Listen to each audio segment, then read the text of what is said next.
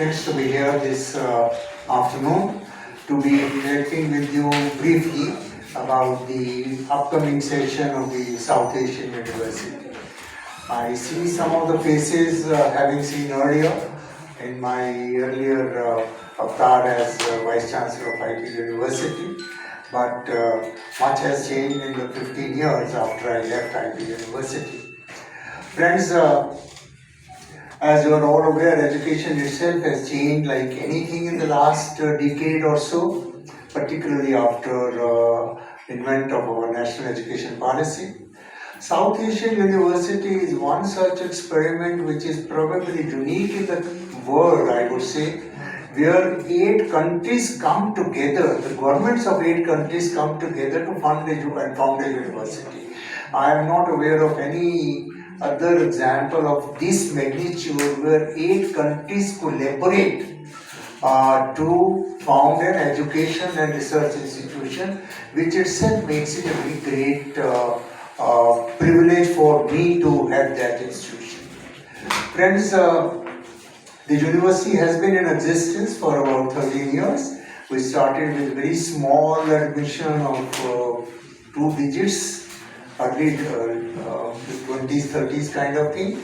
And today we have 600 plus students in the university. The model of the university, keeping in view the SARC fundamental principles, as far as governance is concerned, all the countries have equal rights. As far as funding is concerned, India pays about 57% of the recurring share, and other countries pay a proportion to their defined shares. As far as students are concerned, we take about 50% students from India and another 40% from SAARC countries, where again it is divided 10% for this country, 10% for this country, 4% for this country, and 10% we can take outside the SAARC nations. That is our student privilege. As far as faculties and employees are concerned, we are supposed to be taking representation from all nations, and we have that to some extent. Friends, with that model being a unique model, there have been difficulties also, because when the students from other countries come, there are issues by themselves, but the university has been bravely proceeding ahead. Only thing is, for about last 4 years, there has been no president, and in that scenario, the things obviously go a little low profile, because if the institution is headless, that's bound to happen. But governing board met 2 months ago and decided to give this responsibility to me, for which I am grateful to the representatives of all the countries to allow me to head this great institution. My experience for last 2 months, less than 2 months, has been great. Faculty is superb in competence, and they can deliver wonders, and I hope very soon you will be hearing a lot of good news about the various initiatives. As far as this press conference is concerned, keeping in your time and everything, I'll be very brief on this. We have at the moment about 600 plus students in the university, and all of them are PhD or postgraduate. There is no undergraduate student as of now. PhD students obviously take about 5 years of stay to complete their studies, and master students mostly 2 years to complete their education. We have 7 departments at the moment: economics, sociology, international relations, law, mathematics, computer science, and life science. So these are the 7 schools which are functioning at the moment at PG and post and PhD level.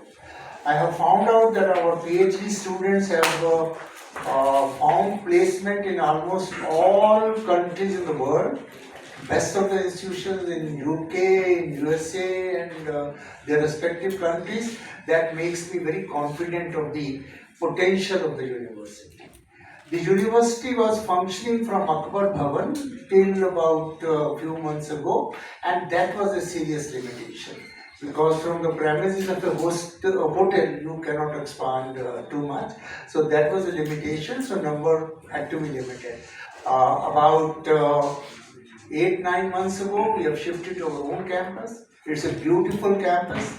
Government of India is responsible for the land and the building of the campus. And the government of India has already spent about 1200 crores on the campus in addition to the land which they have provided. We have made a beautiful campus, and hostels have yet to be built up because there was some litigation on some parts of the land which we are now starting, but not to allow the students to suffer. We have put the students in the staff residences for the time being and asking the staff to continue to reside outside for a couple of more years before we sort out this problem. So with that background, friends, and we understand our charter is much more, because the whole philosophy and the concept of this university was that South countries do not have that much financial resources to spend in niche areas of research, each one of them separately. While each one of them requires the access to the most developed technologies, most developed pedagogies, but they will not have the resources to do that. And that is where India came forward to say, why not we pool our resources together and do that, and equally beneficial to all South nations. I again repeat, to my mind, this is probably the best case study of collaboration for any education institution in the world. And when we talk about collaboration as one of the pillars of education, this is a case study which anybody can look at. Now, friends, this year we will be continuing with all these courses. In addition, we are adding slightly to the numbers. I'm restricted to add to the numbers much more till the hostels are built up, because international students we want to be put up in the hostels only, because otherwise there could be some issues. So what we have decided this year is, number one, for postgraduate students, which we were admitting about 250, 260 kind of it, against our advertisement of 400, because we have to take from each country, and each country has its own issues at times, and therefore many seats will not get filled up from other states, so other countries. So what I have decided is, instead of 400 or so, we will probably announce 600 or so that we at least make use of actual 400 numbers for which we have the infrastructure facilities. As far as doctoral students are concerned, we'll continue our efforts to take about 100 fresh students this year also, in addition to what we have already. And here again, I learned there were many students who were not being admitted because we did not have the scholarships to take them.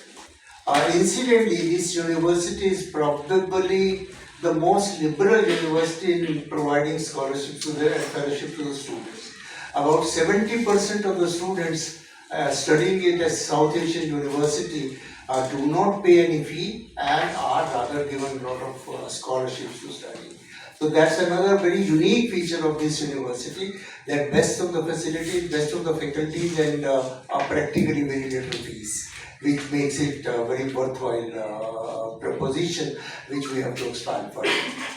But I learned many students, looking to the facilities and the competence of the faculties, wanted to do research even without the fellowship. So fellowship numbers remaining as they are, we will even allow admission to some more PhD students this year if they are ready to join without fellowship, and if our faculty has the capacity to take them in. So in that light, there will be some increase. I believe this number will increase by about 200 or so. And then we are starting this year as a first experiment, MTech computer science we had, but we are now taking MTech starting from +2 students. But for the first time, South Asian University will enroll some +2 students also for BTech computer science course, with niche areas on artificial intelligence and data science, etc. And these students have the opportunity to continue for MTech or take off at BTech. That's the model which we are starting.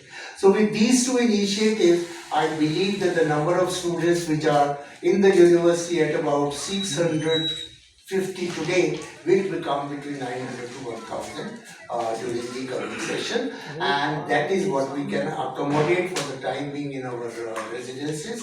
And next year when we have the hostels starting, we will probably think of increasing these numbers. We have to go to many niche areas because the concept of this university was once again, there are many areas which all these countries need to explore. For example, climate change, sustainability, disaster management, crop rotation, energy saving. These are the problems of all these countries. Why should each one of them be spending separately on that? That is the philosophy, and we'll go with full thrust on these areas. Similarly, there are areas where there are subtle differences between the countries. For example, practice of law will differ from country to country, and we have to respect that. So maybe we initiate studies to find out where are the comparative differences, and we may learn from each other and make the best of the uniqueness in university. So, my dear friends, this is the basic empirical picture which I intend to start from this session, which starts from July, and we are conducting the entrance test in April.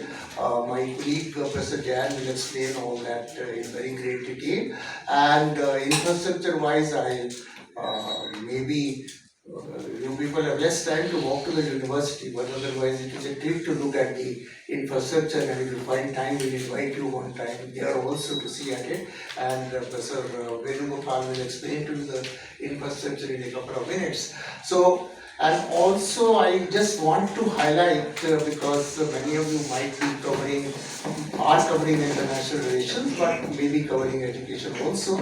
We are talking a lot about diversity. If you talk about KOS ranking, DHE ranking, NIRF, whatever, diversity is given a lot of weightage. Because we believe in an academic world, you learn from each other.